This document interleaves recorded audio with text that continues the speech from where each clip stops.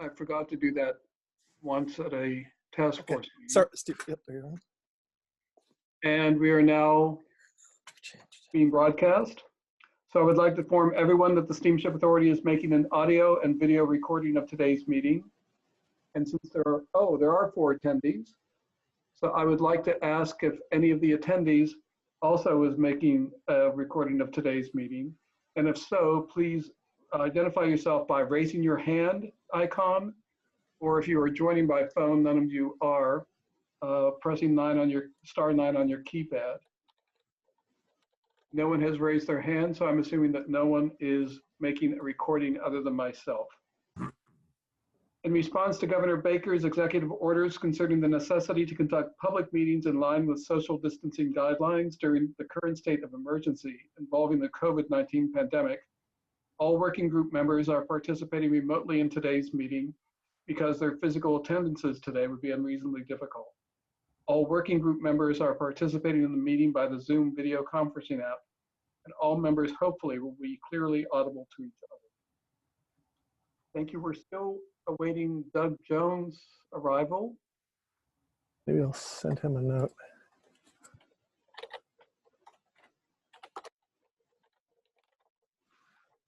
Although I think he saw some correspondence today, so must know.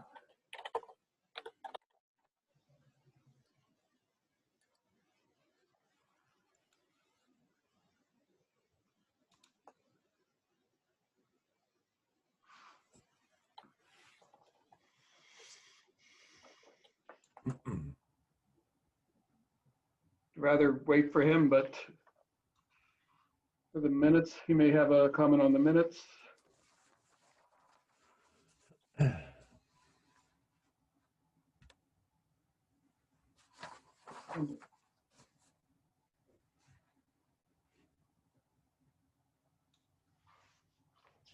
Shall we go into the presentation with Steve Tupper? Because he will be able to see that on the recording in any event. Sounds like a great idea. Okay. Steve, what would you like me to do? Shall I try to share your materials, or do you want to share them yourself? It's up to what you guys would like to discuss. I can start by just giving an overview of our traffic counting program. I don't have anything specific in terms of the materials I need to draw on initially, but then certainly I think we could bring them up if there are questions about some of the details. Great, thank you so much. Yeah, terrific. Okay, so just by way of introduction, my name is Stephen Tupper. I'm the Transportation Program Manager at the Cape Cod Commission. So I was invited today to speak generally about some of the traffic counting activities that we conduct, and then specifically some of the counts we've done on Woods Hole Road, which of course have been of great interest to this group. So speaking generally, Cape Cod Commission and our predecessor agency has been doing traffic counting back to 1984.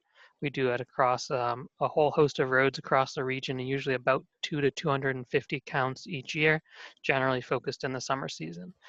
So we do that for a number of reasons. Some of it is just for general regional tracking to see how we're doing in terms of traffic trends. We also look at locations where there may be potential projects in the future, so some of them are more site-specific counts. A location on Woods Hole Road is one that we count regularly for tracking purposes. So certainly to the benefit of knowledge for this group, we do have a lot of data relative to traffic on Woods Hole Road. And specifically, the count location that we count regularly is Woods Hole Road, south of Oyster Pond Road. South of Oyster Pond Road, yes. So that's the count we count regularly. So what we do typically is we go out there, usually in the summer season. That's when we have interns that help out with this activity, and we stretch a couple of tubes across the road. So you may have seen those at different times. Those are pneumatic counting devices that count tire pulses when the vehicles go over. I'm going to go into a little bit of detail because it's relevant in terms of interpreting the data. So what we're really doing is measuring axle hits. So from those axle hits, we're able to determine, in most cases, what sort of vehicle is passing over the tubes and at what speed. So most times we'll always report out at least the volume that we counted, and depending on the setup, we'll also often report out the vehicle classifications and the speed that was observed. The data is fairly good in terms of capturing the vehicle type, but it's certainly not perfect. So I just want to be straightforward on that, particularly when vehicles are crossing in two directions at the same time. It can create some weird pulse hits. So in any of our data, you'll see some unclassified or some other errors, and that's typical of that sort of setup. So don't be surprised by that. If we do see a lot of that, then we'll reject the count in our quality assurance process. So what we share publicly is things that we've vetted and are generally comfortable with. So to talk a little more specifically about the location on Woods Hole Road, we typically count that every year because it's part of our tracking purposes. So we usually have data in either July or August from that location. Typically, it's about 48 hours in duration. We're putting down the tubes, having them up for 2 to 3 days, and taking them back up, trying to get kind of an average sense of what's happening during the weekdays. Sometimes we'll be up longer, and sometimes the window of time will be a little bit different. As it was this year, some of the data that we shared, and I know you folks have seen, this year was actually from September. With everything else in our world, our traffic counting season got disrupted this year. We were actually told to hold off by the state for some time, ended up going back out, and by happenstance, the counter that we set up at this location had some issues, so we reset up in September. So the data you saw this year was a bit later than it would have been in typical traffic counting season. So the numbers are not exactly comparable in terms of the time of year, but certainly some insight you can take a look at there. And the one last thing that I wanted to share in terms of vehicle classification, because I know this group is specifically interested in heavy vehicles that are going along the roadways. We can get a sense of the axle spacing and from that the vehicle type, but we certainly have no indication of the destinations of the vehicles, their trip purpose. We just don't have any way to know that. So I know there's been some specific questions about how much of this traffic is related to steamship authority activities or other activities. Our data is agnostic in terms of what that vehicle is doing on the roadway. It's just, it's this big or it's that big. So certainly we're happy to share what we have, and it's possible to draw insights with other data sets that I know you guys have taken a look at, but really what I can speak to is the numbers that we get from the tubes. So with that introduction, I know that some of your committees have looked at in more detail at the data, so I'm certainly happy to go into any more detail, but that's the general activity that we conduct and the data that we kind of have at our fingertips on Woods Hole Road. If I could ask you, what does the Cape Cod Commission use the data for? So it's for a number of different purposes. So kind of at the highest level, it's just general levels of activity across Cape Cod. So certainly if you're looking historically, some of the traffic volumes track well with development patterns. And you can kind of see when we're having an up year and a down year. So that's kind of on the broad scale of it. We also look at it more specifically in terms of infrastructure investments. So for example, if there's a road that has had some crash issues, we'll certainly be out there looking at the volumes to see how that's related. If there's a more specific need to upgrade, say, a traffic signal, we'll do a real focused look at that location ahead of that activity so we know exactly what's going on. Oftentimes, those counts are at the request of the towns. Towns, when they undertake a major infrastructure project, sometimes we'll hire consultants to go out and do those counts. But in our region, we're actually able to handle a lot of those requests for the towns at no cost. So it's a service that we provide to the towns. Usually the DPW directors send in requests each spring, and we try to hit as many locations as we can for them. And then I guess the last thing that it feeds into, I shouldn't say the last thing, but one of the other things it feeds into is beyond just vehicle planning, understanding the demands for bikes and pedestrians and how that relates to vehicle traffic. So some of the other work is just to look at traffic volumes on roadways and understand which roadways may need some upgrades, like a sidewalk or something like that, where the vehicle volumes or speeds are creating a potential hazard for those motorists. And then as I see a question that came across about time of day, we do track the traffic by time of day. So we usually present it out in an hourly fashion, but often use that data when trying to analyze how congested locations are. So it's interesting to know how much traffic is on a roadway, but more often people are interested in the really acute issues that we see at, say, 4 to 5 p.m. in most locations, and trying to understand how much traffic is backing up. So we're often focusing in on specific hours of the day to look at what the issues are, and then in some cases applying modeling software to say, well, if there's a problem here, would a roundabout at this location improve conditions, or would a traffic signal make sense here? So it's really the data behind the decision making for what happens on the roadways. Steve, if I could interrupt, Steve Sayers, Doug Jones is, I see, an attendee, but maybe you need to admit him. Is that what's going on? Yeah, that's what I wanted to say also. Oh, there he is. Sorry, Stephen. Oh, thank you.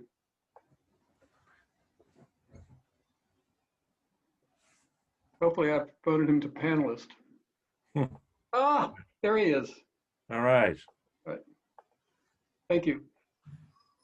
I hope you've been able to listen to Steve Tupper.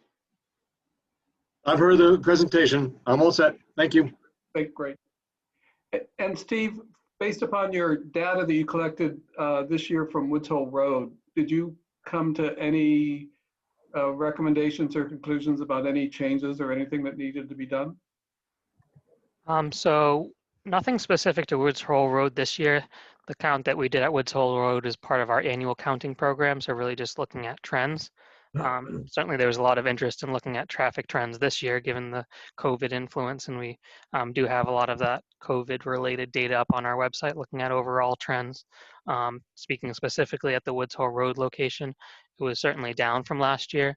It's a little tough to make some real direct comparisons because again, we collected in September this year where it's usually summer conditions. So certainly that would have a significant influence right away. But just speaking in generalities, we certainly see significant volume on Woods Hole Road for a whole host of activities in the order of 10,000 vehicles a day. So certainly a fairly busy road, and certainly in the past we've looked at the roadway in terms of challenges for bicyclists on the roadway, for example. Certainly with that level of volume, it is a challenge for a non-motorist. So we haven't looked at anything specific in terms of improvements to the roadway because that wasn't within our task this year, but certainly did collect the data and have it available for anyone to take a look at. And certainly this group seems to be digging in a little more detail. So happy to cover any of those more detailed questions. Thanks, Stephen. Yes, John? Michael, go ahead.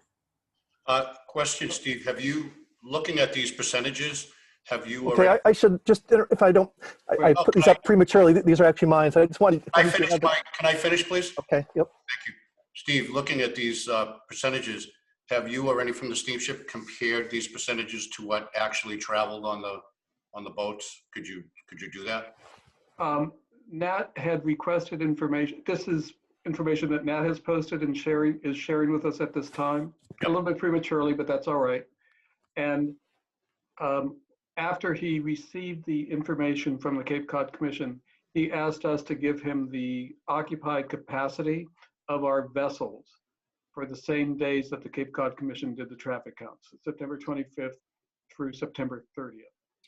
And so we gave him the occupied capacity, which breaks it down in terms of cars, trailers, 1-space trucks going up to 5-space trucks, and all the information based on that.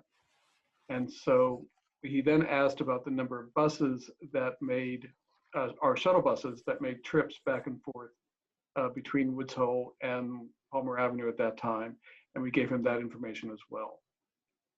And I assume that this is the results of Nat's analysis of that information. I'm sorry, I didn't mean to put that up so soon. And I didn't mean to suggest that this was Steve Tupper's information. And I had a couple of comments about this when the time comes. I'm sorry, I can. Okay. Sure. Could you, I'm unless, totally confused. I don't get what we're looking at. Is this Steve's Yeah, presentation? what is this? Okay, good. Well, but by way of introduction, so just as Steve Sayers has described, we had the total count of traffic, courtesy of Cape Cod Commission, for almost a week in September, and I then looked at actual cars and trucks carried by the steamship authority for those identical dates. And so what we have, depending on the day of the week, depending on the date, there are different percentages of cars. So these are percentages of cars that traveled past a point south of Quistit Lights on Woods Hole Road, and were then either loaded or were unloading, leaving the steamship authority. Just Boats. wanted, before you go further, whose data is this? This Yeah, Cape Cod I thought Commission's this, data? yeah, I thought this came from Stephen. I'm sorry. Yeah, well, I tried to interrupt, but Michael, with apologies, I put this up too early.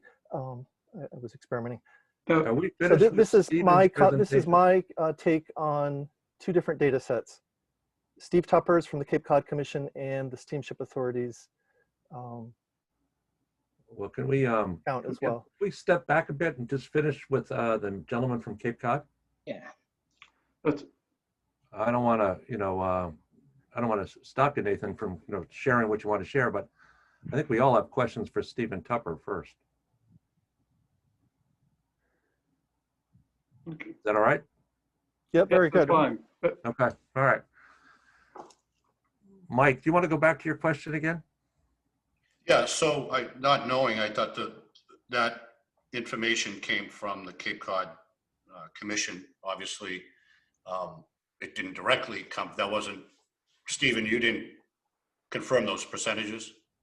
No, I certainly am aware of the traffic count volumes on the roadway, and I'm aware of the data the steamship has at hand, but I haven't seen those specific calculations for this data, so I won't be able to speak to any of the calculation steps. It's certainly something you theoretically can calculate, understanding that there's some uncertainty for sure in that process. So I can certainly speak generally about where that is generally makes sense, and where you might have to have some cautions in interpreting the data, but I haven't specifically had the opportunity to review that data, so I can't speak to that item that was up on the screen briefly there. So I'm wondering, should we, I mean, is it worth discussing not having the exact information right now? But no one can confirm it.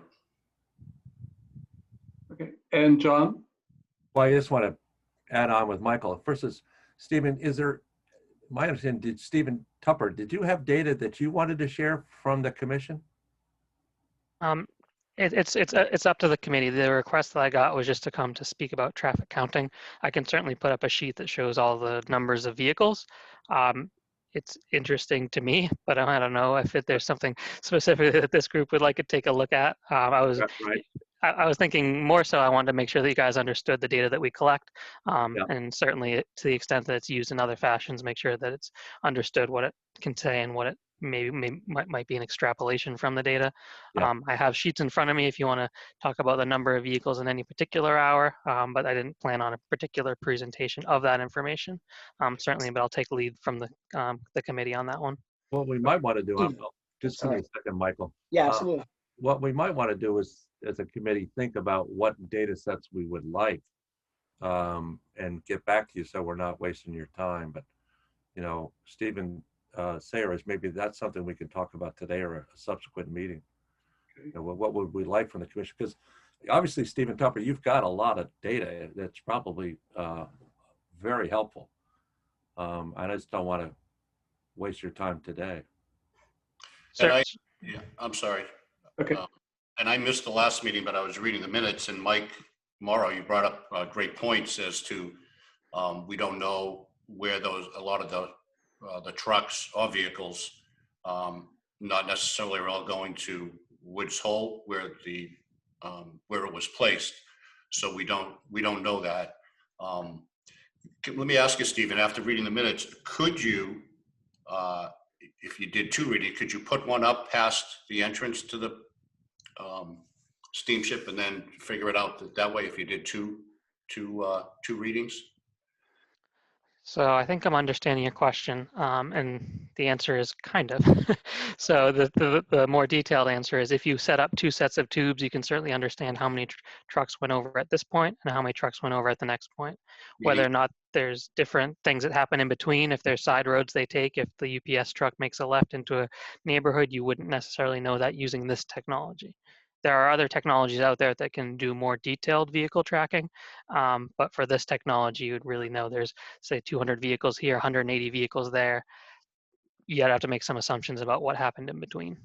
Would it make sense to put it, say, like on Water Street over near the post office or Pie in the Sky, just to get those trucks that are going into the village as opposed to on the Steamship Authority property? So So have them where you normally have them, and then just have another set of tubes somewhere on Water Street. So what we would typically do when we're looking at, if we were to look at more in depth at the vehicle flows in an area, is just that we put in multiple sets of tubes. And then typically we would also have some on the ground folks at intersections measuring what we call turning movements. So say at that Water Street intersection, someone could be there observing, saying there was this many trucks that went straight, there's this many trucks that went left. Essentially, to answer some of the questions I'm hearing here, you need more data and more locations to understand that more specifically. Yeah, I think that would be nice. Yeah, and I think, just to add, Stephen Tupper, to the mix of things we'd like to see is, comparing that to other popular routes on the Cape, whether it be Route 6, Upper 28, so we can understand patterns that go far above and beyond just Woods Hole. And the value there is what's happening across that whole region would be valuable. I'm not talking about a lot of homework, but if it's easily extrapolated, it would be good insight. I think a start would just be looking at the classification, Steve, obviously, just the number of passenger vehicles versus percentage of trucks, and obviously just maybe a quick breakdown of what that volume means and what can possibly be done based off that volume. I mean, looking at the count that you guys did quickly, it looked like there was just under 17% of heavy vehicle trucks. So, I mean, just maybe a quick explanation of what that means, and, looking at exclusions, what can be done, where would you put some of those, where would you reroute some of that traffic if possible from that area, if that's even doable? Because you'd end up having to reroute them into some of those ancillary streets that are much, much smaller and would not be able to handle that type of volume or those types of vehicles. But I think it's more some of those the basic baseline introduction to that data that I think we're looking for. Or at least that's what I'm interpreting. Mm-hmm. So certainly I can answer a couple of those specific questions on the spot, but then if there's a set of questions that this group would like to pose, can certainly go back and dig in a little more deeper. Certainly we do look at the percentage of heavy vehicles whenever we're looking at classification. As you noted, it's around between 15 and 20%, depending on the day you're looking at. For this most recent count, that's a little bit higher than we've seen historically, and I'm guessing that's more to do with the depressed overall traffic volumes compared to previous years. I did take a quick look at some of the other classification counts, and it seemed like they ranged more in the 10 to 15% heavy vehicles, but that varies day to day, and it varies certainly within that heavy vehicle user group. There's buses, there's tractor trailers, there's landscape trailers, so it's not speaking to which type of vehicle it is when I talk at that general level. And then just to touch on one other point that you mentioned, truck exclusions, that's certainly something that we get asked in a number of communities that are concerned with heavy vehicles on their roadways. That is a weighted topic, particularly given the limited number of ways into Woods Hole. So certainly flagging that, it's something that certainly DPW would want to take a look at with us, and we've helped other DPWs investigate that question. Generally not to the satisfaction of residents, just to be fair, because you really have to go through great lengths to demonstrate there's a suitable alternate route to make that destination, which, given my knowledge of the area, I think would be probably a challenge in this case. Thanks, Steve. Appreciate that. And Stephen, I noticed that in your data, there is speed monitoring, or at least the speed data of the vehicles. Are you able to break that down by types of vehicles? That's a great question. That's actually not a way we usually parse the data out. We usually look at it in the aggregate in terms of speeds, but I believe we could dig a little bit deeper and identify the speed profiles of the different vehicle types. I'd have to dig into that a bit more because frankly, that's not something we often do, but it is quite an interesting question. And if that's something this group would like to look at, we can certainly take a look at that in a little more detail. And then the only caution I'll have there is the speed data is highly dependent on the very specific location that you're looking at. So for example, the closer you are to an intersection, you're going to see some slowing there. If you're at a curve, it's going to be a little bit different. But certainly it could be of general interest, and we could take a look and see if we can parse out that data in terms of speed by vehicle class. And do you know what the speed limit was at the location that is it farther down from Oyster Pond Road? A great question. I'm going to try to bring up the field sheet here. So we have technicians out in the field installing these, and they give me a little sketch in terms of where it is. So we'll see how well they did with that particular sketch. See if I can ascertain that. If not, I can certainly go back and figure out more specifically where they were. Let's see. It looks, I think I need to dig a little deeper on this one. It's clear to me it was south of Oyster Pond Road attached to a street sign. Not knowing what that street sign was specifically makes it a little difficult to give you a real detailed answer, but I can dig in and see if I can get a little more specificity on where those tubes are actually set up. Because I'm trying to tie this more into the purpose of this group, which is to mitigate in a short-term basis the traffic and noise situations with the Woods Hole terminal operations. And to the extent that our customers are speeding down Woods Hole Road, I think as a neighbor to the Woods Hole community, we'd want to know that to see what we can do to dissuade them from speeding. But when I look at the traffic percentages that Nat will probably share those in a few minutes, this is a way to get to Martha's Vineyard. And there will be amount of the traffic that goes down Woods Hole Road that's attributable to the Steamship Authority, to the vineyard communities. And so I don't know what that does in terms of mitigating traffic and noise. Those are potential long-term solutions that are being considered by Michael Santoro and John Cahill and another group to see what can be done on a long-term basis. Absolutely. Certainly understand your commentary there, and if there's anything we can dig into the data to help you to answer that, that's certainly something we're happy to do.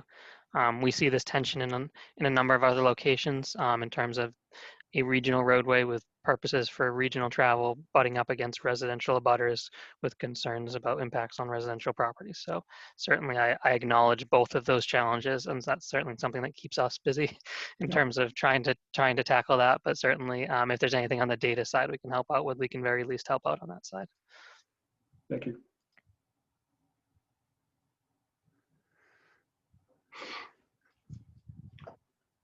Does anyone have any other questions for Stephen?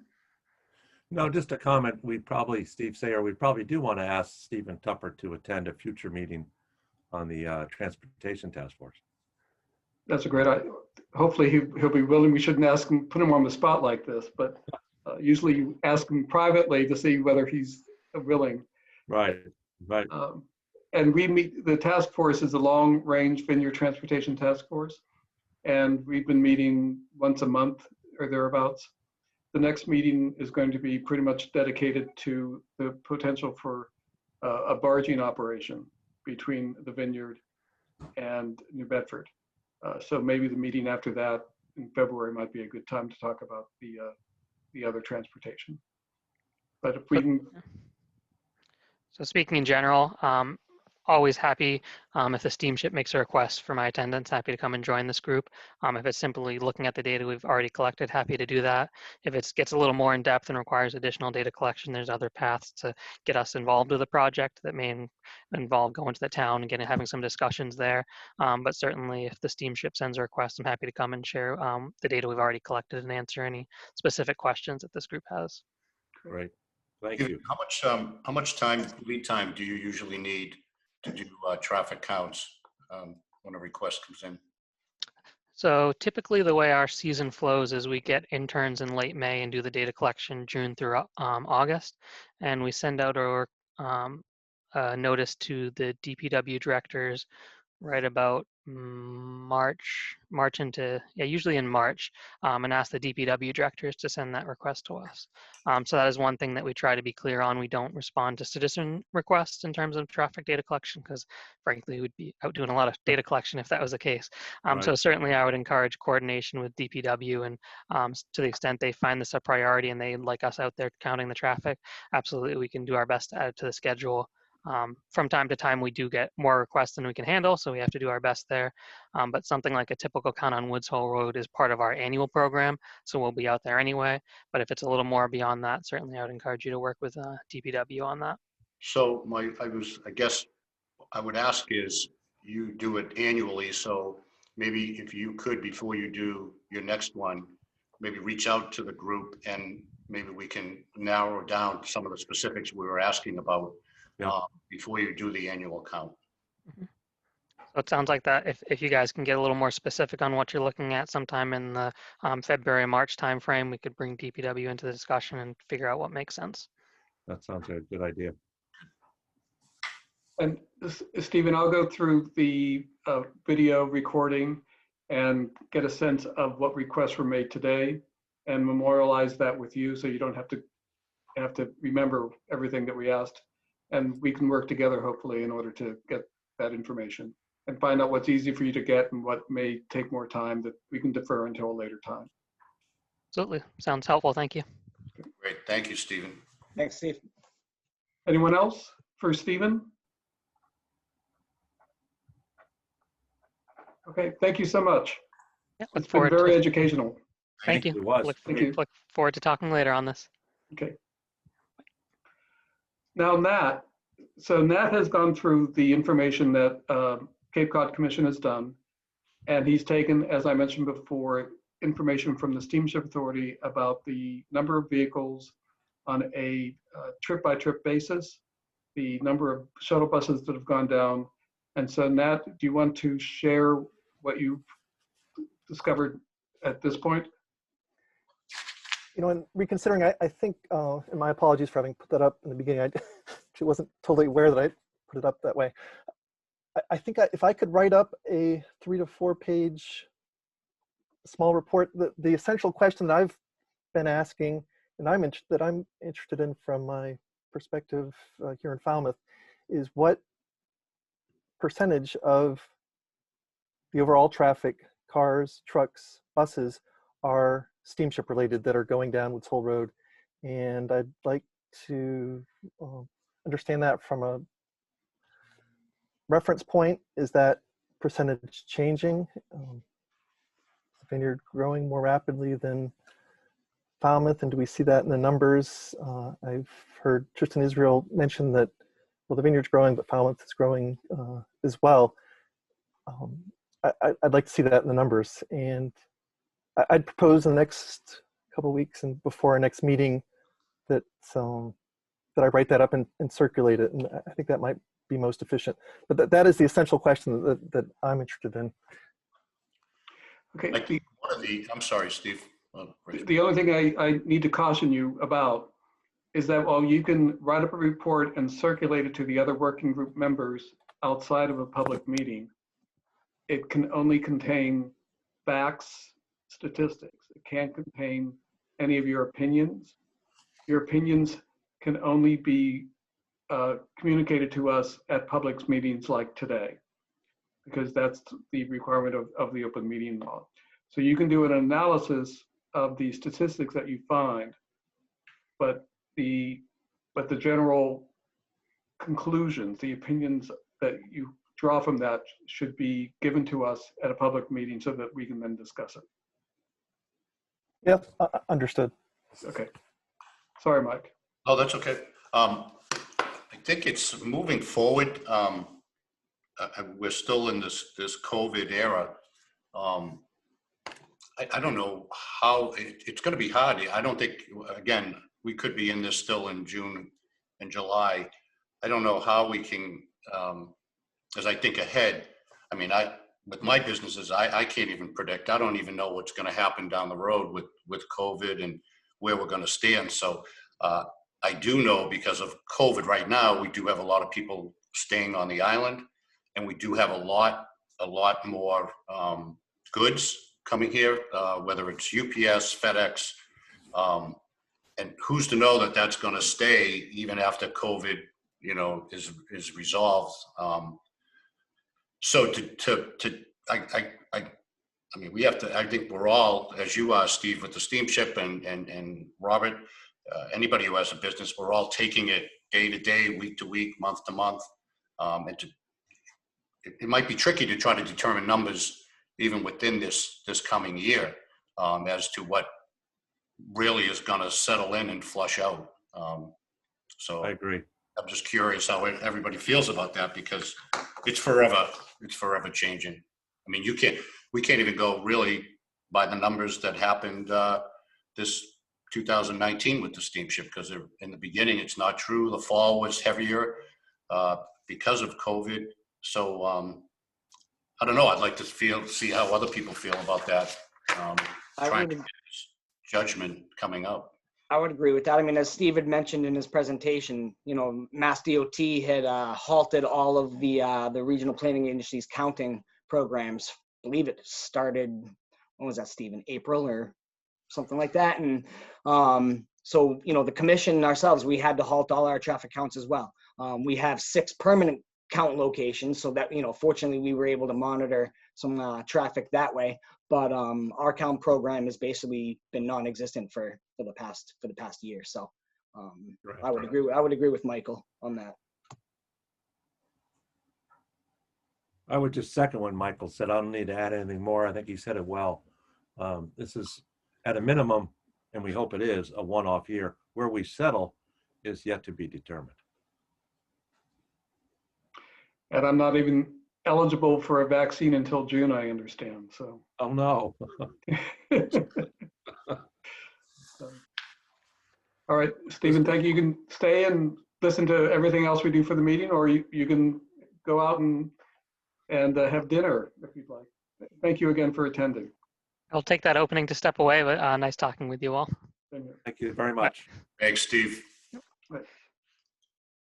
So going back to the minutes of the October 28th meeting, Nat informed me there is apparently an omission that he'd like to correct. Well, Steve, I was disappointed the exchange we had with Doug Jones and myself about the standby and general approach to the steamship planning for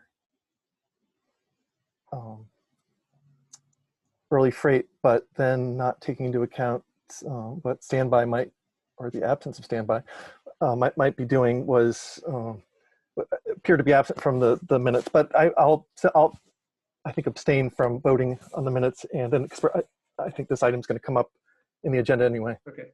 If I could explain that, I thought that maybe what you thought, I admitted it, and I did omit it because my memory of that discussion, and there's a recording of it, was that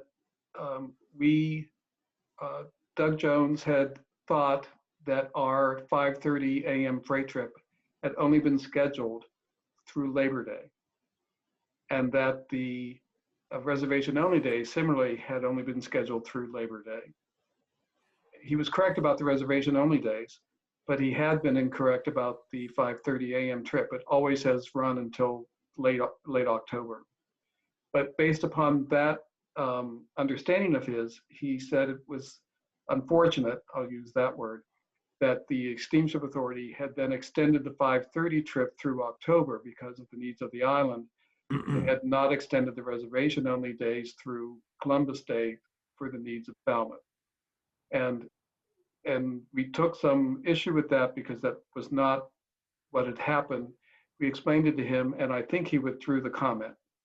And so since there was a misunderstanding, and since it did not reflect the actions of the Steamship Authority, I thought it didn't need to be part of the minutes because it wasn't part of the discussion. But if Doug and you would like it in the minutes, I can go back and add them back in.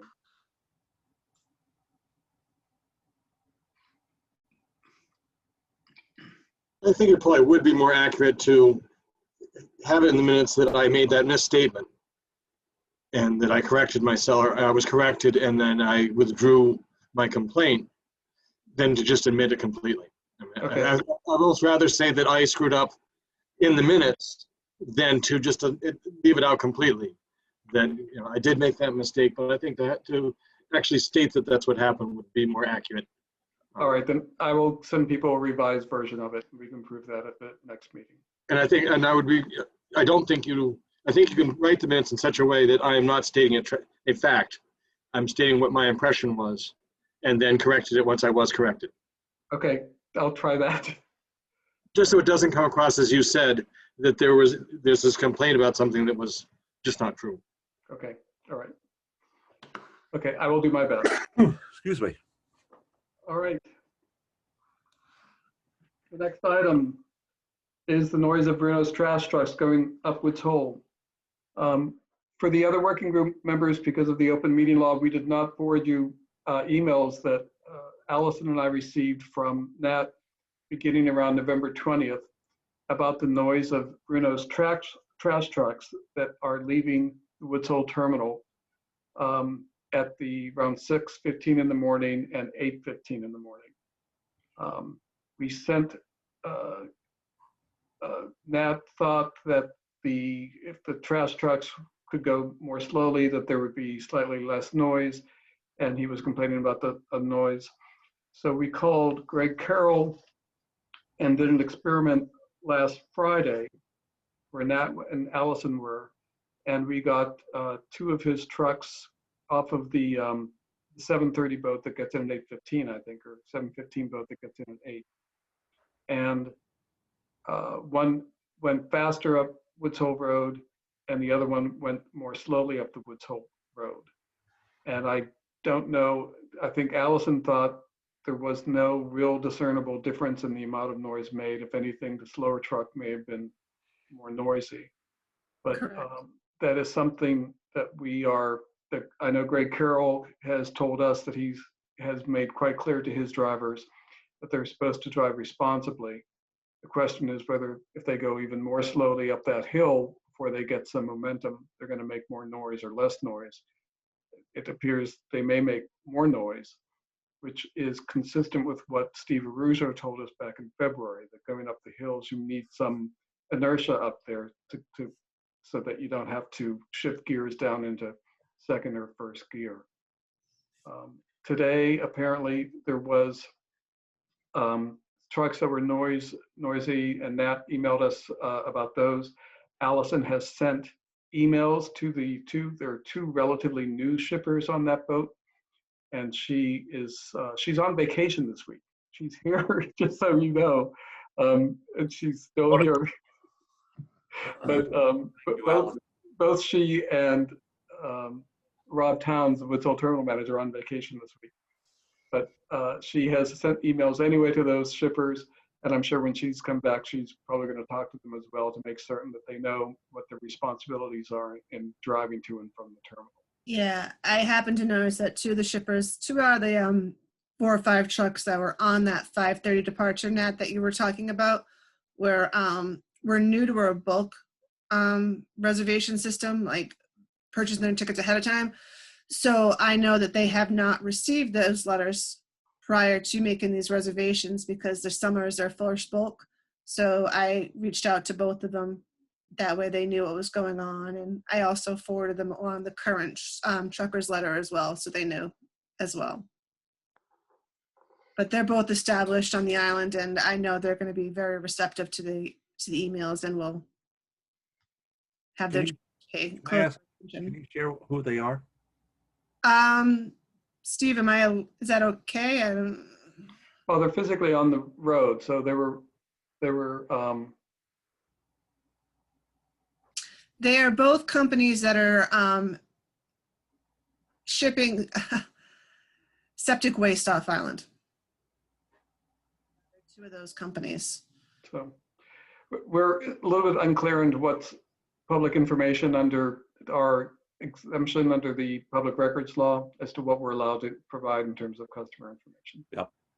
That's our only hesitation. All right.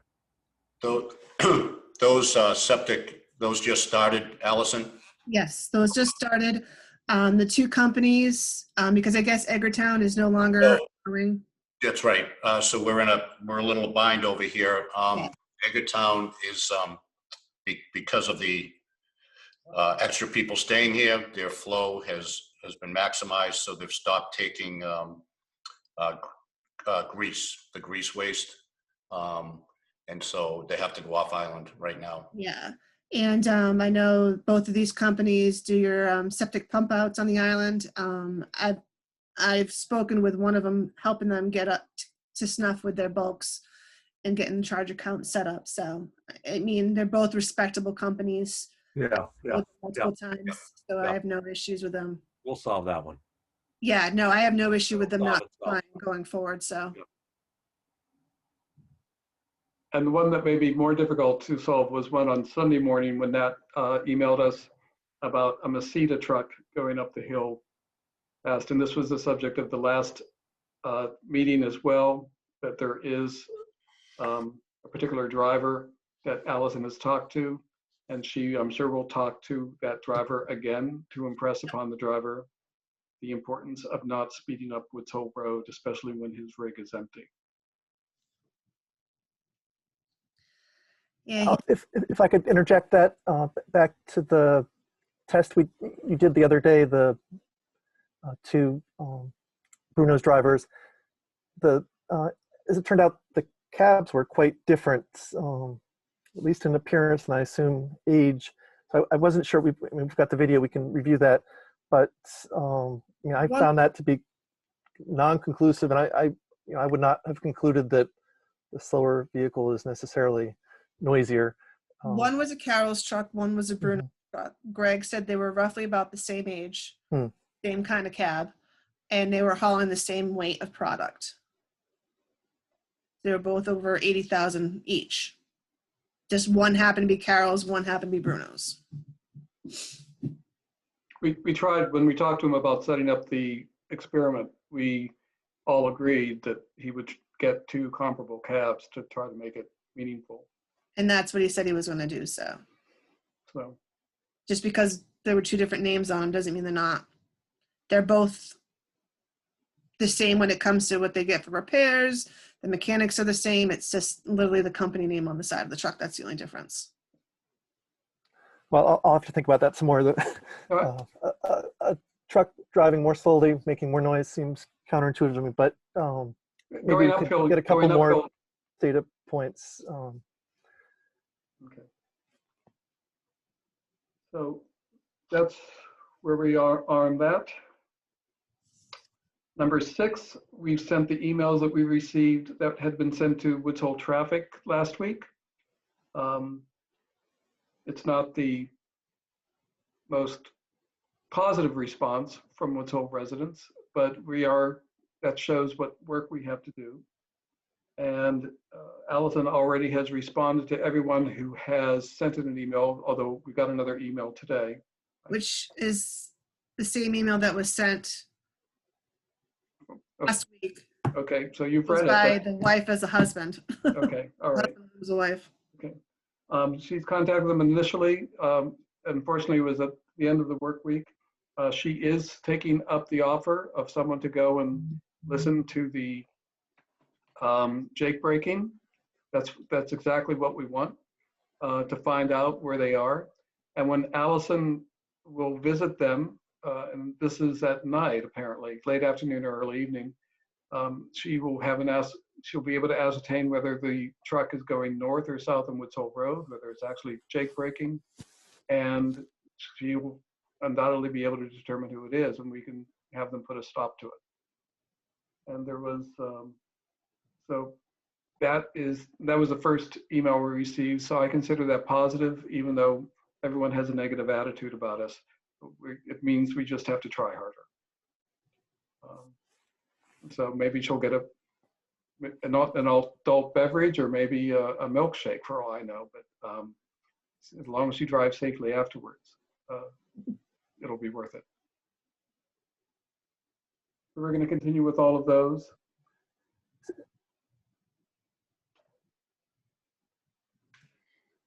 Any other comments? Going to number 7, Nat asked this to be put on whether the working group should recommend that the SSA extend its reservation-only days for travel from the Woods Hole terminal, eliminating standby travel during those days to Columbus Day and possibly until Thanksgiving. My personal sense is that standby is a very important factor for the Vineyard residents. We have 100%. eliminated it and gotten them used to reservation-only days through Labor Day. I know that the last meeting, John Cahill said we should be cautious about extending this at this point because of COVID. We don't know what COVID is happening yet. I personally think that the Steamship Authority should consider what they're doing at the Nantucket terminal, which is giving people who want to get in standby numbers like at a deli, so that people don't have to keep on coming back to the terminal. They call in for a number, standby number, and then we text them when we take numbers 1 through 20, 1 through 30, and that would be more difficult to implement at the Woods Hole terminal than the Nantucket terminal because there are more spaces potentially going. But I think that would solve, this is only my personal opinion, but I'm a member of this group, so I'm giving, that would solve the backup problem in traffic. It would still continue to give the Vineyard residents the flexibility of traveling on standby. And again, the issue at the end of September is that the excursion rate goes down beginning September 15th. So you have a lot of pent-up demand on the Vineyard for all summer. All of a sudden they get a lower rate and they want to come off island. I think that would be a better initial approach to see if we can accomplish that, especially since we don't know whether that traffic situation is going to remain the same this coming year. We've never had a problem like this before. We've always, the last days for reservation only days always have ended on Labor Day, except I believe we do have another for the weekend of Columbus Day weekend. We put that up there as well. And personally, I think the system we implemented for the Nantucket terminal is better customer service. That way people don't have to come down and wait for who knows how long in a standby line. They're called, they can still continue to drive around until their number is called. Michael. I agree on John's point. I was going to say the same thing. We, again, as I stated before, moving forward, we have no idea what we're facing this coming year down the road. And I think, as it was brought up a couple meetings ago, a lot of islanders didn't start traveling until the fall because they couldn't go off in the spring. So they waited till the fall to go off and do their good. So the numbers that could probably have skewed what had happened, this past fall too. My other point is, Steve, with the, it's a great idea what they're doing in Nantucket. I do the same thing in my restaurants with guests now. We have, it's table waiting. People come in, we get their number and they go off and they can walk around and we text them and they have, 5-10 minutes to get here.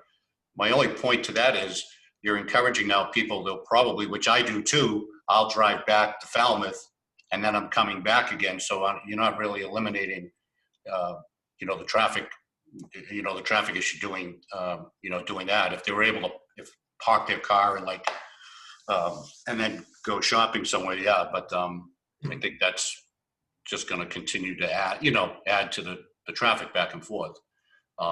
If you could do it before they get there, people call and get something, be able to do it before they get in there. But that was just a thought that I have. But there's no way we can eliminate that standby during those periods. Right now, we don't know what we're facing again this spring, and again, people might be going off island more in the fall than they do in the spring. Just a clarification, at the Nantucket terminal, they can call into the terminal to be placed on the standby list. Very good. Okay. Sorry about that, Steve. Good. Doug. This problem has existed for a long time. For you to say this is the only time we've had this problem, the long lines and the standby caused, it was 10 years ago, 15 years ago, It may be the more recently we haven't had it very often. But I'm also concerned because it sounds like a problem the Steamship Authority has caused by lowering the rates. Fine, don't lower the rates until mid-October, till the end of October. But if the Steamship Authority is causing this problem by their lowered rates, then that really is frustrating for the Falmouth Woods Hole residents to find out Steamship is causing the problem and not willing to solve it. How do you know steamship is causing the problem? Yeah, I mean, Steve, according to Come on, Steve, you just did. I've been here now for 2 meetings where you sit there and you bash Steamship Authority for all the problems that are hypothetical. Steve just said that they lower the rates in September, and that's the reason the residents then come. That's your assumption, Doug. I mean, all respect to No, you. Steve just said that. It is a fact, we lower rates September 15th. And I assume that that encourages some people to travel or delay their travel from September. So it may improve the situation at the beginning of September and transfer to the end of September. I don't mind any of those characterizations. What I do mind is, Doug, when you say we aren't willing to solve it, we are.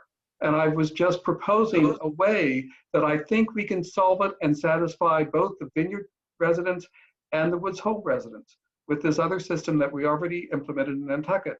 And we haven't had this problem before. We're proposing a solution to consider. I don't know if it's practical yet. We're just bringing it up. We have to talk to Bob to see if it is. It could be impractical because of the size. And that means that no one gets hurt from it, and it solves everyone's interest. And I thought that would be the best thing. Where my concern is, Steve, you started saying we are not willing to consider moving the deadline for the standby policy. No, I never said, no, I said, no, I never said that. No, I'm taking issue with that. I said standby is a very important thing to island residents. And what I don't want these two communities, and you're all the representatives of these communities, I'm the only one up here in Boston, getting at each other, saying they're attacking us, they're taking away our standby, they're doing this, they're doing that. We're trying to get a situation where we can all talk together and look at each other's interests and see how their interests can work with our interests. And that's what I'm trying to do. Okay. I agree with John, with Michael also. I would be worried that this would create people driving around Woods Hole waiting for their number to come up. And that would be even worse to have them say, okay, I'm here waiting. I know I can't get in line, so I'm going to just keep driving around the Woods Hole roads until I'm ready to go on. Yeah, I mean, I think you're probably, when I have to go back to Falmouth, I think your businesses would probably not agree, because I think they love the fact that people would be coming back. I grab a sandwich, or I'll stop somewhere and grab a sandwich. But with that, my point, that's why I brought it up. I just think that it doesn't solve it, but if we can get some communication out there, like Steve said, hey, listen, we're on standby, call, I have some signage, or that, hey, call before you go to Woods Hole at this point. I didn't realize we could do that. That's a great idea. So that's a start, but I just hope you realize that how horrible a situation and dangerous a situation it is if Woods Hole Road is blockaded all the way to the dome. From a safety point of view, it can't happen. You're saying, oh, it happens 4 or 5 times. That's okay. It can't happen. I mean, that immediately, if it happens once, that is really problematic. I agree with that. Okay. I hate to play devil's advocate, but I have been stuck in that traffic trying to get down to Woods Hole Road and then finding out it's not the steamship. I mean, majority of the time, I'm not going to lie. It usually has something to do with us. But there's been many times I've been stuck in that traffic and it's the bridge. Right. It's true. Yep.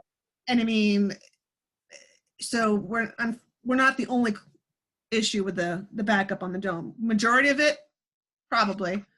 We're going to do it. Allison, it's a good point. Okay. Allison, now I thought last time you said that scaling up the Nantucket solution you were having trouble with it in Hyannis where you tried it and it may not work in Woods Hole. Is this something you're willing to try though? I mean, we're willing to try anything. I'm not going to say no to anything. It's definitely worth trying. It's going to be more of a challenge, though, the scale of things that we have on this end as opposed to the other end. The reason why it works so well in Nantucket is they come down, they put their name on the list, or they call, they go home, they go to the beach, they hang out. When it's time, they come back onto the property and wait. So we have to look at how we're going to do this exactly with the numbers of people coming down, and are we going to stage, they only stage, say, 10 cars at a time. Are we going to stage 20 or 30? How are we going to try to keep down these numbers of people, like Michael said, driving up and down, and Doug said up and down Woods Hole Road? Because honestly, you don't know. They could say it's going to be a couple hours, but it could be an hour, it could be 5 hours. John? Steve, at the beginning of this segment, you asked us what we thought about making a recommendation. It's my opinion that we're not prepared to make a recommendation, number one, because it just seems like data or information is still flowing around and we have to get more information to make an educated opinion. But more importantly is, I know I can't speak for Michael or Mike Morrow, but for myself, I'd have to go back and get that question asked of my Dukes County commissioners. So I couldn't even make a recommendation without that. Is it your Dukes County Commissioners or is it your Tisbury Select Board? Well, I represent Dukes County. Congratulations, by the way. On the work group. Thank you. Thank you. And but you might have a Tisbury working group person right away, very soon. But going back, I don't think we're prepared to make any recommendation. No, I think we're at just, it's in the discussion phase right now, and it's nice to hear. I'm just first time I'm aware of it.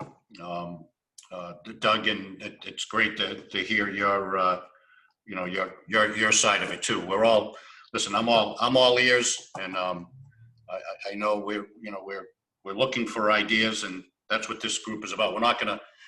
I went into this knowing we're not going to solve this overnight, but there are some things that I'd like to see the Steamship Authority is handling ASAP right away, the things that they can.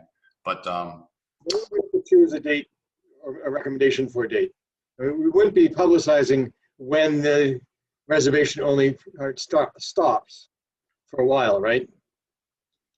Well, the schedule, before we had the discussion even the last time, the operating schedule for next year has been approved. All the information had been printed, I believe, and that included that the reservation only days would last the same time as historically they have, ending for September, Labor Day, except for Columbus Day. And so currently it is going till Labor Day. I'm sorry, can you move your camera just a little bit? Currently it's going till Labor Day? I believe it's going, if it has been in the past, and I haven't looked at it, it's until Labor Day, and then there's another reservation only period around Columbus Day weekend. Right. I believe that's it. I would hope that we would at least consider this group, not today, but at a soon future meeting, asking that go till September 15th. Just because I do think around Labor Day is still busy enough that I think both Woods Hole and the Vineyard are going to be problematic. But if it could at least go that late, but I'm not suggesting we make that motion today, but I would ask that this group consider at least to the 15th of September. And you're very kind not to do it after September 15th when the rates go down. Thank you for that. But so you're looking out for the Vineyard residents' interest. Okay. Why don't Allison and I talk to Bob Davis about this and try to get some more information so that we can come back and give you some more data. And we can discuss this at a later meeting. It's only December, so we have some time to think about it more. That's what I was suggesting. Okay. All right. Now, the possible implementation of a noise monitoring program. Again, Nat asked that this be put on the agenda today. Again, we got an email from Nat, which we couldn't forward to the rest of you because it has his opinions on it. He is recommending he would like to buy a sound monitor He would like us to recommend that we buy a sound monitor for $5,000. And he has given information about the company, and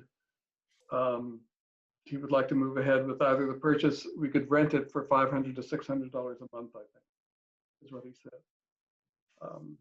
Nat, do you want to present that, or you're on mute? Can you put? I think I'm sharing. I think I'm sharing that email. I done some research on what groups do when they do want to measure traffic noise, and one path led to Larson Davis, and explained our situation. And this was one of the representatives' recommendations for a basically a per second audio monitoring, and one comes back each week and downloads the data set. And this can be, the device can be rented for the $500 or $600 that was mentioned, or an outright purchase for about $5,000. And I did want to tie this back to comments that you were getting from Woods Hole residents that I don't know if outrage is too strong a word, but discontent that you were asking for the burden of monitoring to fall completely on their shoulders. And I think I wouldn't be too far off citing a couple of letters. Are we supposed to jump out of bed and go take pictures of 40-mile-an-hour trucks going by?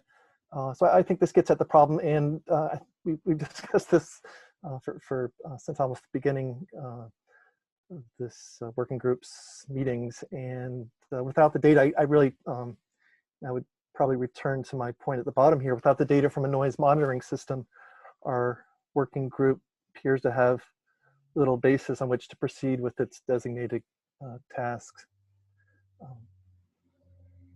So that is my comment. Okay, let me, addressing your last comment first.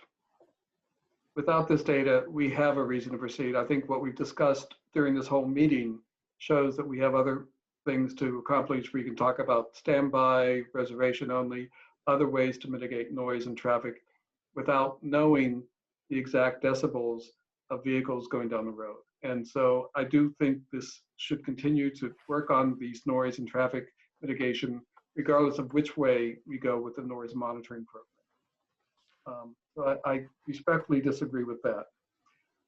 The other aspect is this, at this point, given the financial state of the Steamship Authority, spending $5,000 for one unit seems a lot to me. When I Googled sound monitoring devices, sound monitoring meters, all these advertisements come up for ones that can be bought for under $300, under $200, under $100. They have screens that show things. And this is, from what I understand, the $5,000 one is also a handheld device. It is only one device. It is primarily for workplace noise, for the, and not for, it can also be used for outdoors, I guess, but it's more for workplace situations. And here we are talking about outside environmental things. I don't know that we need to have such a precise measurement in decibels that I assume the more expensive models would provide. I think generally we need to know which trucks are the louder ones and which ones are not. And I think that our idea of Allison going and hearing the jake braking and doing all of that actually is going to serve a good purpose in terms of identifying the people who are abusing the community. And we have to ask what we can accomplish and what we can't in terms of this group, because we are just trying to mitigate the noise. And we just have to find out who these people are in good ways. And the sound, buying such an expensive sound monitoring device isn't really going to give us that much more information. Steve, if I could respond. So I did describe the situation in quite a lot of detail to the manufacturer, and this device it's planted, it's secured somewhere and left there for a week, and its purpose is to, as he described it, it's the instrument one would use to measure traffic noise, including truck noise. If the if the steamship doesn't want to do it, I'm hearing loud and clear that the steamship does not want to be involved. I say it's about the money. It's not about the money, right? We could pursue. I mean, if we're about the money, then I would think we could rent for a month. In all honesty, wouldn't it be better if we could find someone like a third party that would be willing to do this? If this is how we go, I mean, because honestly, whatever we get, people are going to be considering our information skewed because the steamship ran it. If you run it, people are going to think your information skewed because you ran it and you want to take the data and present it in a way that reflects what you want to say, or vice versa for us. So in all reality, if this is to be done, it really should be done by some third party that has no connection to either one of these groups. That way we can make sure that the data is as precise and accurate as it needs to be. Well, that's again, Sturdy too, to withstand the weather. Yeah. Well, as the Do it manufacturer on a windy described day. it, I bet some of the gusts are going to be louder Oh, than some of the absolutely. trucks that drive up that road. So. Oh, absolutely. John, I don't know that. Well, as I've been attending a few of these meetings and I keep hearing the concerns, and obviously we want to be good partners and neighbors and community partners in this, but don't we need to be looking at who's going to enforce anything that we want to deal with? I mean, and we really need to turn towards the Falmouth Police, state police, because, is the steamship in the business of enforcing traffic regulations? I don't think so. I can only tell these customers so many times until I'm Right. face. And So one of the things we might want to be Yeah, thinking about in a future meeting is inviting either the state or local police to a meeting to say, how can you help with these issues? I just don't see, I want to continue to go with these issues, and you've done an amazing job of already reaching out to different business transactions and freight and working on the schedules, but I think we need an outside enforcer. I mean, Falmouth police definitely could have a larger presence on Woods Hole Road than they do. I mean, Yeah. honestly, I mean, it sounds, how many times do you see them on that Woods Hole Road when you're coming off the boat? Never. Right. I mean, Nathan, it just doesn't seem feasible. Like, even if you got the best data, who's going to be hanging out there to enforce it? Not me, not you. Well, You don't listen to us. we So, started today's. It's going to be somebody with a blue suit on and a siren. Not the steamships. Bob Davis is going to be hanging out there waiting for somebody to speed by. Well, my view is this monitoring would permit us to understand which trucks at what moment are But in the same respect, making too much noise. Well, to it's tell them not whether to it's go the in the boat. machine, or it's Yeah. the truckers making too much noise, or it's the speed of a driver. These are all enforcement issues. And they've all been DOT inspected. I hate to say it. So I'm not saying what Nat is saying isn't true. I'm not kind of. I'm not either. I'm just saying, where do we go Right, with no, this? absolutely. How do we go forward? I have to go to the state. It's a state highway.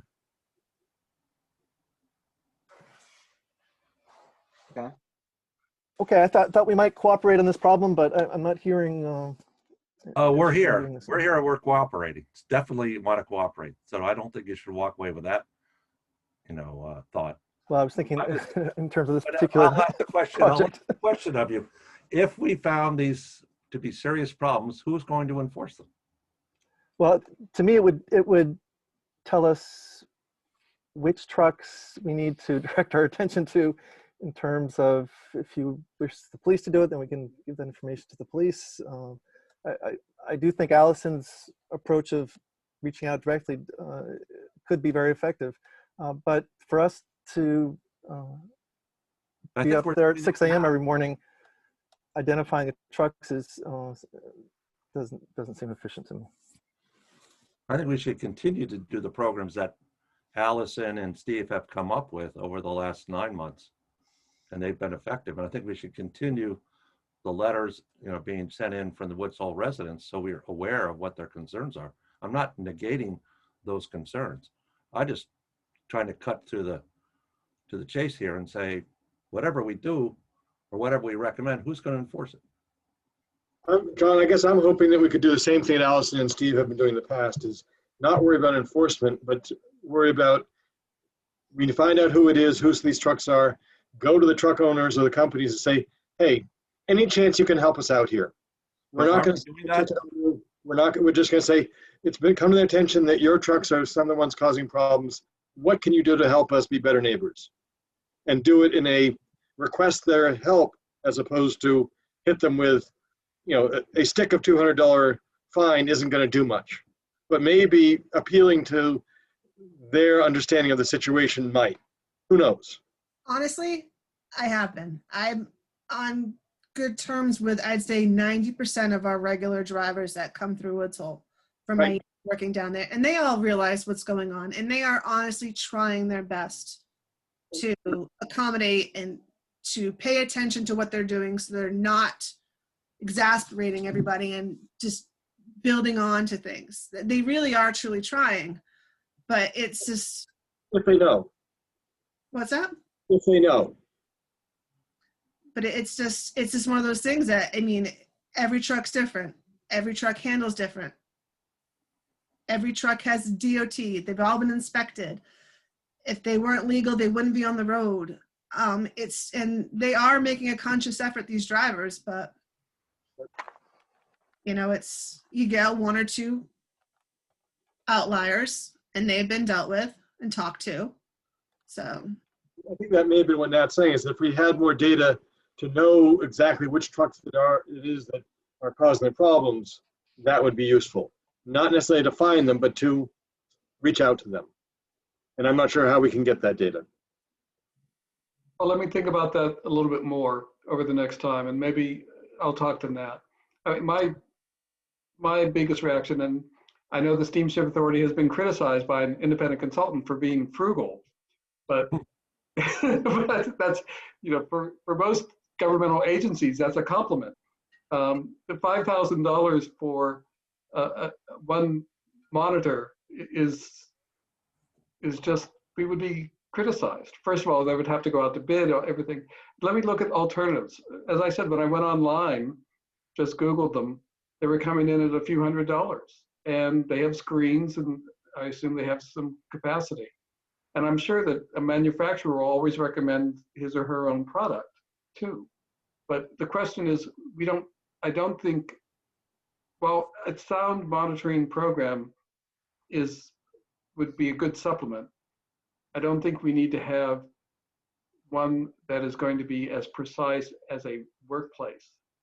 It's going to give you a sense of what's louder and what's not as loud. That's all you need, some basic information. We don't need precision in all of this. So let me look back at sound and see where, and I think it's going to be a combination of Allison going to meet, and maybe Rob going to meet some of the residents and finding out where the noisy places are and what they are. And they can probably do it, deduce who the people are that are causing it based upon the time of the day and the locations. Well, the reality is you'll have 5 or 6 trucks going by in the space of 15 seconds we're trying to identify where the noise is coming from. Correct, but that's where maybe a sound monitor may not be of much help either, but Allison's extensive knowledge, I don't know, she's been at the Woods Hole terminal for a number of years. She knows the drivers. Drivers will tell her things they may not tell anyone else about other drivers. And we're working on it. And that's the good thing. We haven't given up. We're still working on all of these things. She is sending out these emails, and the shippers are responding. So what we also have to realize what our limits are. We are not, this group is not charged with shifting the traffic from Woods Hole Road to New Bedford. Another group is looking at that long term in terms of what are the long range needs. If they can reduce traffic, whatever they can do. We have a situation where we can only do so much in terms of mitigation. If trucks are driving along Woods Hole Road responsibly, below the speed limit, minimizing the noise they make, that would be the maximum that we can do while they're on the road, as far as I can see. But that's what we want. We aren't there yet. We also got Pat Cleary and Steve Arujo and Greg Carroll to say there is no reason why anyone should be using Jake brakes on Woods Hole Road, except in an emergency. That's big. That's really big. And we'll continue. And that's what we want to know. Yeah. And that was the first complaint we got in response to our Woods Hole traffic email. That's what we're going to check out. Because apparently it's a regular user. But the most important thing to public employees is vacation. So we have to let Allison have her vacation first. I speak from personal experience. Vacation, what? Well, yeah. But let me look at other sound monitors and I can talk to you, Nat. And we can see about how best to integrate that in with everything else we're doing.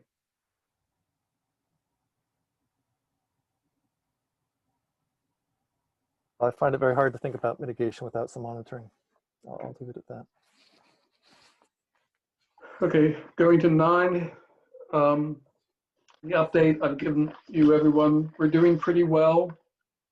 There was a problem when we eliminated the 5:30 trip that a number of the drivers had it in their routine to arrive before 5:30 because that's when they did. They continued for a few days, but soon stopped that. After that, there are only a few, and they are generally only early by a few minutes. So we're continuing to do that. This goes through the end of November. I think there have been 2 instances since.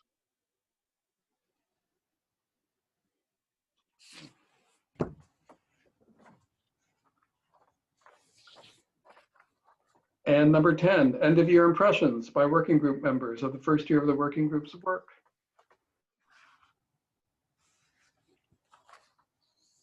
That Nat asked this to be placed on the agenda. And he looks dejected at the moment, but other than that, when you think of where we are now from where we were back in June or at the hearing. We have a committee now. We have a committee.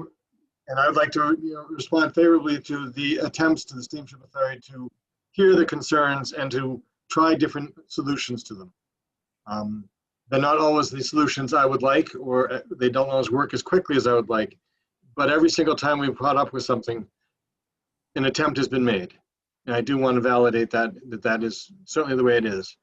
I think we have a long way to go to get the community of Falmouth and Woods Hole to really see the Steamship Authority as a good neighbor. But I certainly think we're heading in that direction. Thank you, Doug. Let's give Doug the last word. I'll pass, thanks. And I think from the Vineyard perspective, I think they're realizing the problems that the traffic causes in Woods Hole. And they're becoming enlightened about that. And we have people here who are open-minded, who want to solve and be good neighbors too. I've heard that a number of times, that aren't just echoing what we would hear from some of the Vineyard people at the hearings, where it's a state highway and people have the right to go down. Everyone understands the problems that are being faced by the others. And as long as we keep on talking and trying to solve it, I think we're going to be in a good place. Yeah, I just want to say I would support what Steve just said, and it really is a community. We happen to be separated by a body of water and a ferry service called the steamship, but we are always, I'll speak for all the islanders, always in your towns. We enjoy getting off island just to escape to Falmouth, enjoying ourselves at the movies or going out to dinner or going to the doctor. So, and we see the issues. So, you know, I think Mike, myself, and also Michael, we're all here today to help understand it more. And, you know, I live in town in Vineyard Haven, so I see some of that noise and everything else on my side of the fence as well. So I'm aware of those things. And I think I can't speak for everyone, but I look forward to further meetings.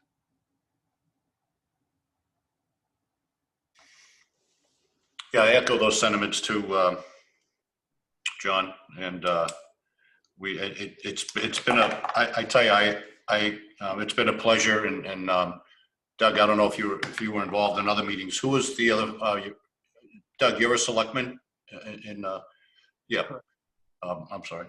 And Both he and Doug Brown are Falmouth selectmen. Doug Brown has been in the other meetings, and it's been a pleasure, talking to Doug and here, and, in the last meetings, it was nice to hear that he understood as we explained to him, the issues we're dealing with on the island.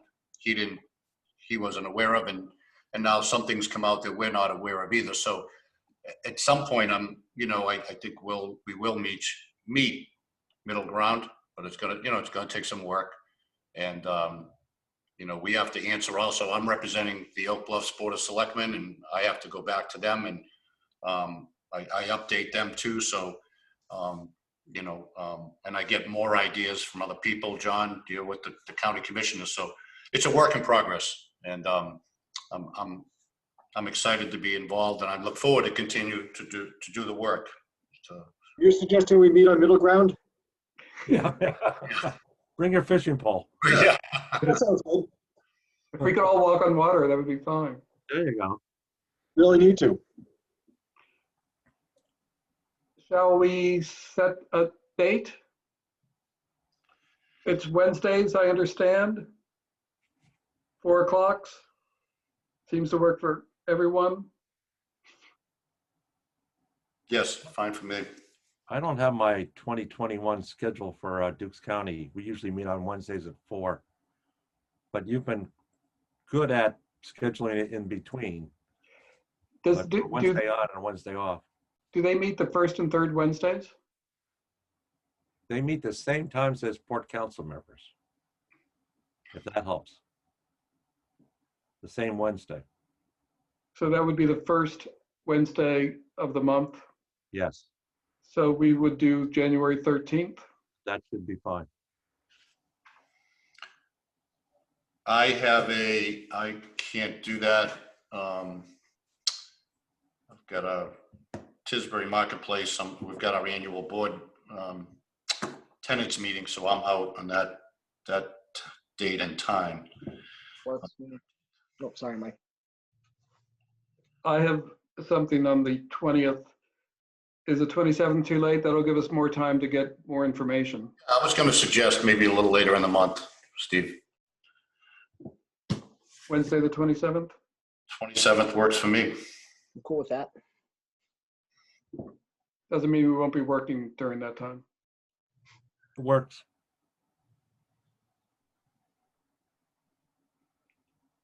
Hearing no, Done. let me check and see. I have not been paying attention to the chat. Will Allison be back from vacation? I hope so. If I were the one, I would be on another vacation. Seriously, So- it's killing me not to travel right now. All right, so I'm now looking at the chat. Doug Jones is asking to admit him, so I've already accomplished that. David Leslie asked about the time of day counts. Actually, we do have the time of day counts from the Cape Cod Commission. They do it by the hour. And he can, if he would like to email me at sayers@steamshipauthority.com, I can provide him with the report that we received from the Cape Cod Commission. You can also get it from Nat or any other member of the working group because we all have copies of it. Do the count stations have to be manned? Could they operate year-round? They are not manned. And Mike Morrow would know that. For the counts for the traffic, you just put down the, Correct. Yeah, the tubes are just basically, Steve said they put them down typically for 48 hours. They typically will, I don't know how the Cape Cod Commission does it, but we will usually count until the first snowfall. But as we had mentioned earlier, MassDOT had put a halt to our counting program for this season. So we just kind of said it's a wash altogether. Okay. But no, just to answer your question, they don't need to be manned. The turning movement counts that he had mentioned, there would be a person sitting there, and usually they sit at that intersection wherever they are, anywhere from 7 to 9 in the morning or 4 to 6 p.m., which on the mainland would be typically your AM and PM peak hours. And so they could operate year round. Do yours operate year round on the vineyard? The tube counts that we do, no, they don't. But we just last year we installed 6 permanent count stations, and yes, those do count year round. But those just got installed. Gosh, it was like right around COVID, right when it first started, because that was part of our tip money from last year. So we're looking to install a couple more as part of our program going forward. Okay, from David Eisenberg in 2019, 141,000 vineyard-bound trucks came through Woods Hole on March 27, 1999. Bodies now known as the select boards of all 6 towns and the select board of Falmouth for reduced traffic specified. That's a statement. Okay, that's beyond the scope of this group, I dare say. On April, so to complete the job by May of 2000, residents played out the means. Again, that's a statement, and we're on traffic and noise mitigation. So I'm just going to pass those by. Doug Jones, he has to leave, and he's left. Thank you all for your time and good work. Are there any comments from any attendees at this point, if they could raise their hand? Steve, you didn't get down through the chat. I don't know if that was your intention. Or... Yeah, that was the last chat. That was the last question. So hearing none, do I hear a motion to adjourn and wish everyone a good holiday? Kate Wilson. Adjourn. All right. We have to do that by roll call vote. Mr. Cahill. Wait, I'm sorry. Did we, Allison, you said Pete Wilson? Yeah, Kate Wilson has her hand raised. Oh, I'm sorry. Oh, Kate Wilson. I should take Kate. Yes, you should. I'm just gonna allow her to talk. I don't know what. Go ahead, Kate. I just want to thank you all very, very much. I am really impressed and grateful that all of you are willing to really get into the weeds on some of these issues. And, it's something a year and a half ago when I came to the board, I was hoping that this kind of conversation would happen. So I realize it's a real commitment in terms of time and energy on all your parts. And I just want to thank you again. Thank you. I'm glad I unmuted you. Thank you. All right. Now there are no hands raised, so do I hear a motion to adjourn? Motion to adjourn. Second. Second. Mr. Cahill. Happy holidays, aye. Ms. Fletcher. Aye. Mr. Jones has left. Mr. Murrow. Aye. Myself, aye, and Mr. Trumbull. Yes, to adjourn. And Mr. Santoro. Santoro, aye, and happy holidays to everyone. And to everyone. And you all as well. And stay Thank safe. you. Yep, you got it. Great. Thank you. Thanks. To a better 2021. Yes. Absolutely. Yes. Thank you. Bye now.